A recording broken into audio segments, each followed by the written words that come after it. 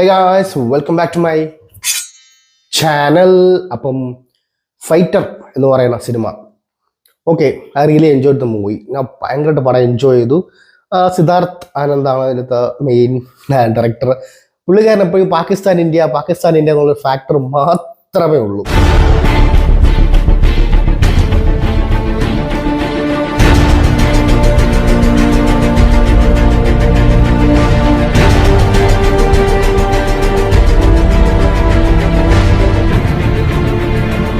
Okay, പടം was really good. ഞാൻ ഭയങ്കരമായിട്ട് എൻജോയ് ചെയ്തു.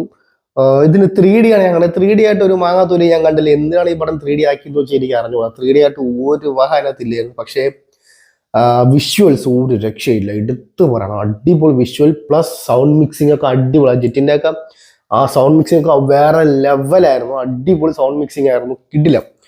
ഇത്ര ക്വസ്റ്റൻ ആണെങ്കിൽ പിന്നെ പറയണ്ട. അയ്യോ, സ്ക്രീൻ പ്രസന്റ് എന്ന് പറഞ്ഞോണ്ടല്ലോ നിൽക്കും സ്ക്രീനിൽ. ഹൃത്തിക് റോഷൻ ഒരു രക്ഷയില്ല. വിത്ത് ബോഡി ആയാലും സ്റ്റൈലിഷ്, അടിപൊളി. ഹൃത്തിക് റോഷൻ ഒരു രക്ഷയില്ല.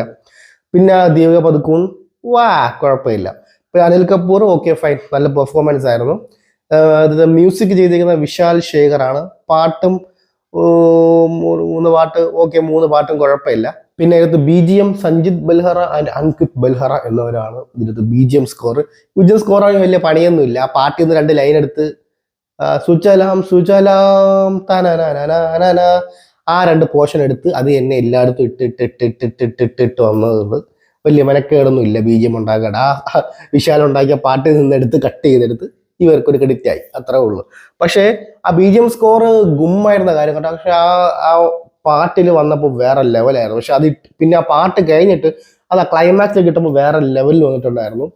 മെയിൻ അടിപൊളിയായിരുന്നു. വില്ലനായാലും കിടിലം. വില്ലന്റെ പേര് I am really sorry, forgot. കിടിലം വില്ലനായിരുന്നു. ഇതിലത്തെ സ്റ്റോറി എന്ന് പറഞ്ഞാൽ രമൺ ചിബ് എന്ന് പറയുന്ന ആളും സിദ്ധാർത്ഥ് ആനന്ദനും സ്റ്റോറി റിട്ടേൺ എല്ലാം ചെയ്തിരിക്കുന്നത് വെൽ ഡൺ. സിദ്ധാർത്ഥന്റെ ഇനി അടുത്ത പടം എന്ന് പറയുന്നത് മറ്റേ ടൈഗർ വേഴ്സസ് പഠാനാണ് ഇനി അടുത്ത പടത്തിൽ വരുന്നത്. അപ്പം okay, it's done very good movie. നല്ലൊരു സിനിമയായിരുന്നു. അവസാനത്തെ 15 മിനിറ്റ് വേറെ ലെവലായിരുന്നു. എടുത്ത് പറഞ്ഞു, അയ്യോ അടിപൊളി. അവസാനത്തെ 15 മിനിറ്റ് കിടിലായിരുന്നു.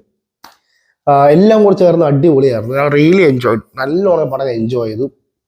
250 കോടിയാണ് ബഡ്ജറ്റ്. ആ 250 കോടിക്ക് എടുത്ത് വെച്ചേക്കണം കാണാൻ ഒരു രക്ഷയില്ല പോലെ. അതിൽ ഞാൻ സമ്മതിച്ചു തന്നു. വെർത്തിറ്റായിരുന്നു പടം, അടിപൊളി. 3D ഒന്നുമില്ല. നിങ്ങൾ 3D കാണണമെന്ന് ഒരു നിർബന്ധമില്ല. കാരണം 3D ഇല്ല. നിങ്ങൾ 2D ഓപ്ഷനാണ് ഏറ്റവും ബെറ്റർ. ഇച്ചിരി കൂടെ നമുക്ക് എൻജോയ് ചെയ്യാൻ പറ്റും. കാരണം അടിപൊളിയായിരുന്നു. പക്ഷേ ഞാൻ പറഞ്ഞില്ല, അത് സൗണ്ട് എഫക്ട്സിനൊക്കെ അത്രയ്ക്കും വാല്യൂ കൊടുക്കുന്ന ഒരു സിനിമയാണ് ഫൈറ്റർ. അടിപൊളിയായിരുന്നു. Really enjoy the movie. Must watch in തിയേറ്ററാണ്. കിടിലം. ഓക്കെ ഗൈസ്, അപ്പം ചാനൽ സബ്സ്ക്രൈബ് ചെയ്യുന്ന കാര്യം ഒന്ന് ആലോചിക്കുക. Sign off from Anand KC. എല്ലാം ആവട്ടെ.